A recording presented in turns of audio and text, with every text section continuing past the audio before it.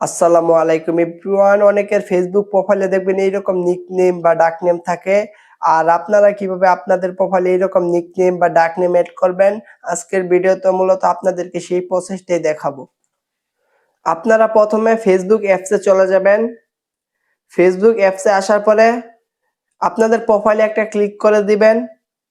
প্রোফাইলে একটা ক্লিক করার পরে নিচের দিকে দেখেন থ্রি ডট নামে একটি অপশন আছে, এখানে একটা ক্লিক করে দিবেন।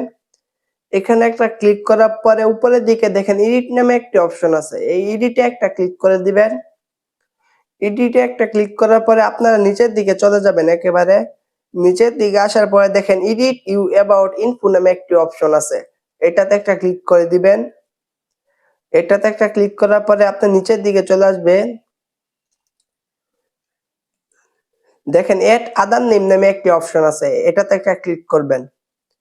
এটাতে একটা ক্লিক করার পরে এইরকম একটা ইন্টারফেস চলে আসবে। আপনারা উপরে একটা ক্লিক করবেন।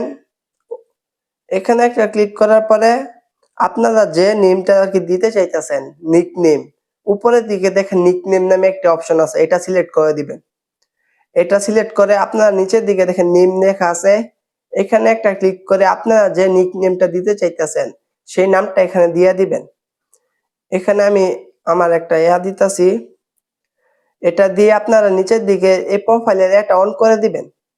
অন করে নিচের দিকে দেখেন সেভ নামে একটি অপশন আছে, এটাতে একটা ক্লিক করে দিবেন শুধু।